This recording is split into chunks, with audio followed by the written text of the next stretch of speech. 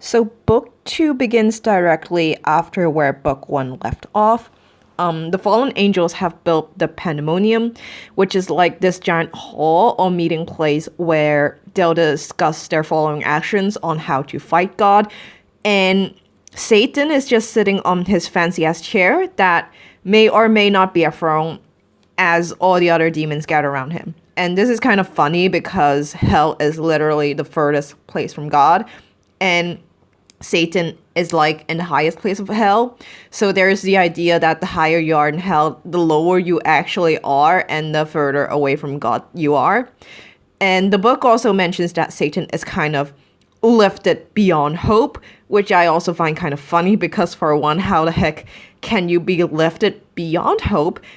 And two, being beyond hope is kind of like feeling despair. And I guess that kind of makes sense because Satan doesn't get redeemed or forgiven by God. So maybe that's the thing Milton's going for. I don't know. Anyway, so the demons are all in this conference hall thing with Satan sitting on his totally not a throne. And he addresses all the other demons, once again saying that he's not like God, and he'll allow all the demons to discuss what they think their next plan of action should be. And all the demons just start speaking. So the first demon, which is Moloch, just straight up says something along the lines of, "Oh, we lost last time against God because we just weren't trying hard enough. We should fucking start a war between heaven and hell and maybe it'll go better for us this time."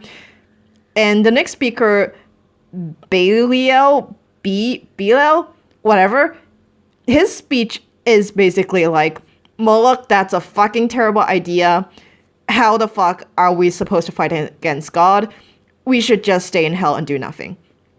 And the next one to speak is Mammon, and his speech is kind of interesting because he proposes that they turn hell into this magnificent place to rival heaven. And I guess this kind of harkens back to the idea that hell isn't really about physical suffering, but mental and spiritual deficiency or something like that.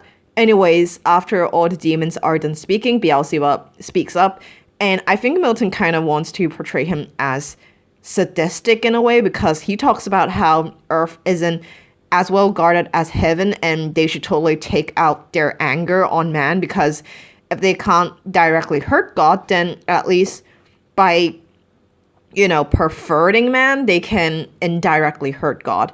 And at this point, humanity hasn't really done anything to kind of deserve this. Like they aren't, like, they literally aren't responsible for the fall of the angels. So it's just Beelzebub wanting to take his anger out on someone who can't really fight back.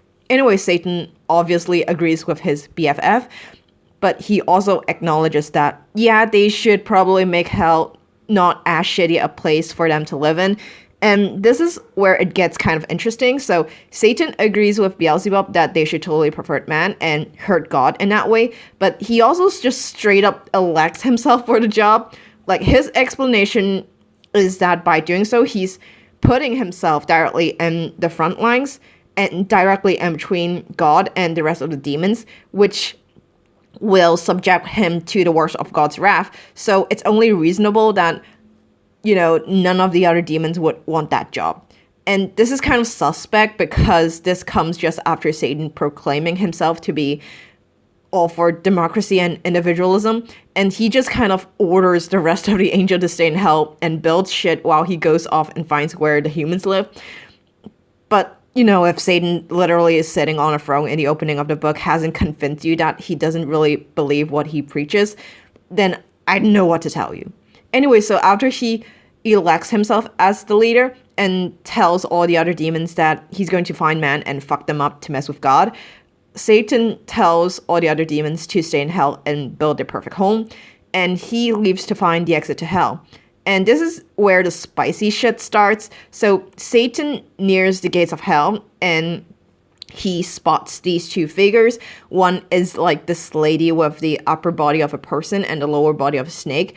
And she has this large gaping hole in her abdomen where dogs are just crawling in and out of. Yikes. And the second figure is just a strange mass, barely resembling anything. And these two are like guarding the gates of hell. And Satan needs to leave hell, so he tries to kill the giant mask without shape. But before he could do that, the snake lady stops him and asks why he's trying to kill his own son. This is where we learn that apparently the snake lady is Satan's daughter who sprung from his head, which is another side eye to those nasty pagan religions. Puh, Milton fucking spits on you dirty pagan gods. So the snake lady is Satan's daughter's sin, and apparently Satan decided that his daughter is fucking hot because Satan does the sideways tangle with her, which is how she gave birth to the formless mass that is Satan's son or grandson, Death. Death then fucking does the nasty with sin, which is where all the dogs come from. What the fuck? What the flying fuck did I just fucking read? Milton, you sick fuck. Have a gold fucking medal. You repressed son of a bitch, because it takes a different kind of special to come up with this absolute sack of honking dog shit. Fuck.